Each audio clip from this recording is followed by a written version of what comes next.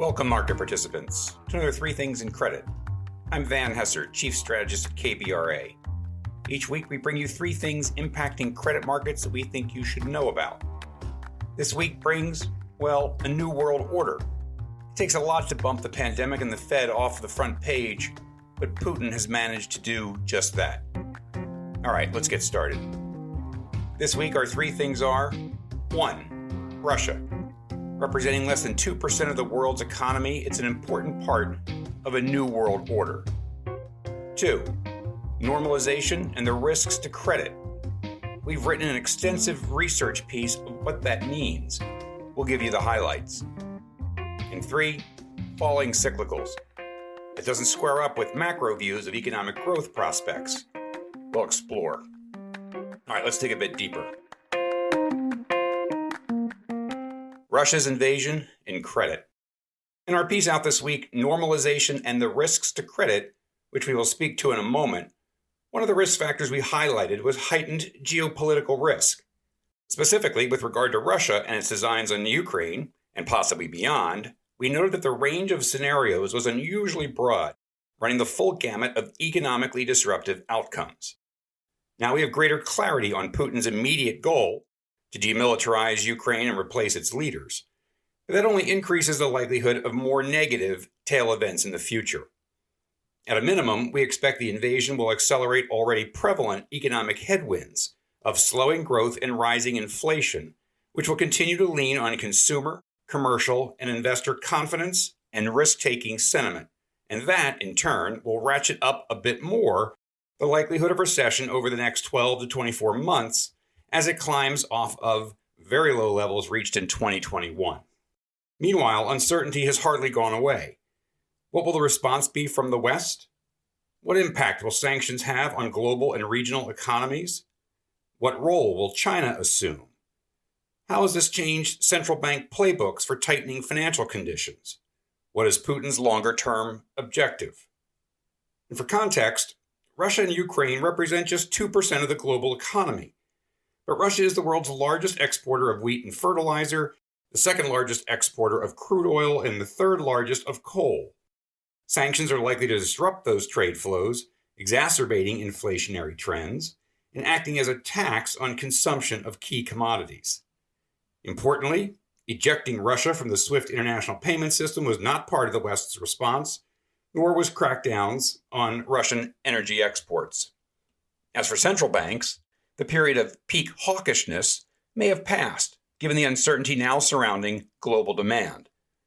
As for Putin's longer-term objective, the idea that the buildup of forces at the Ukrainian border was simply posturing to extract concessions from the West have proven otherwise. Looking ahead, Russia's invasion reminds us that a new world order is emerging, one with an emboldened China and a Russia determined to test the NATO alliance. A world where balance of power risks have clearly not been tamed, even though the post-Cold War period of relative calm may have suggested otherwise. From an economic perspective, and drawing upon market reaction to past geopolitical events, much of this feels priced in, based on what we do know today and given the recent spread widening that has seen investment-grade spreads widen out from 93 basis points at year-end to 121 basis points today. The 10-year average, by the way, is 133 basis points. And high-yield spreads have widened from 283 basis points to 359 today. The 10-year average there, 455 basis points. Still, given the uncertainty, we would expect volatility to remain elevated, risk aversion to strengthen, and investor preference for liquidity to build, and expect the U.S. to assume its usual place as a safe haven. Safe to say, this story has a lot to play out. All right, on to our second thing, normalization and the risks to credit. So we took a step back from our screens this week and thought about normalization. What happens when we go about our business with COVID-19 having reached the endemic stage? By the way, for what it's worth, we notice that JP Morgan Chase Global Research is using this, and then some, as its base case. The end of the pandemic completely, said co-head Marko Kolanovic in an interview this week. In any event, we are past the pandemic from two very important perspectives: extraordinary fiscal and monetary accommodation. And that is ushering in what we have called the Great Deceleration. We've written a research paper outlining our thoughts for what's ahead, entitled Normalization and the Risks to Credit. In it, we take stock of the health of the U.S. consumer and businesses and lay out risks both are facing that could materially affect future performance. Some of those risks are directly related to correction, such as inflation and high asset valuations. Others, such as geopolitical risk and event risk, are resurfacing as the pandemic fades, and still others, such as the energy transition, are newly emerging. Counterintuitively, most U.S. consumers and businesses are well positioned to adjust to life post-stimulus, but we worry about the direction of travel economically, slowdown, and the behavioral weight that will load on sentiment. We see this show up in a variety of polls, especially those related to consumer and small business confidence and satisfaction. We worry about a Federal Reserve policy error, over-tightening financial conditions just as the economy is slowing.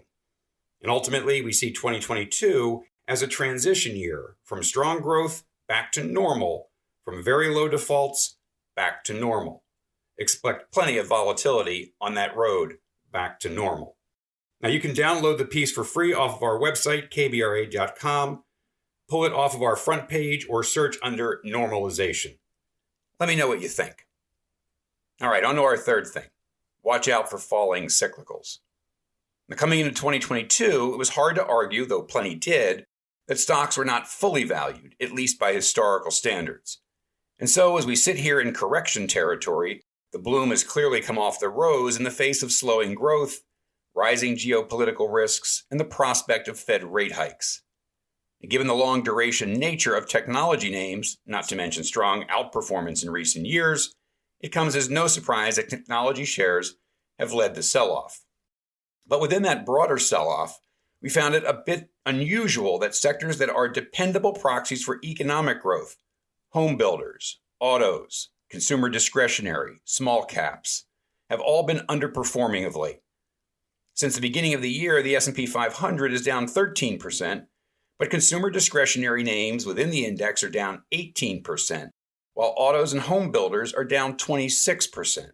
The Russell 2000 is down 14% this year and a full 20% from its recent peak in November.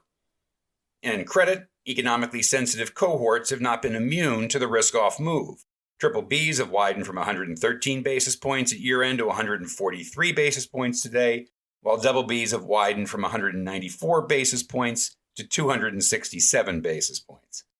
So there's a bit of disconcerting disconnect between what's happening at the micro level and what's forecast at the macro level.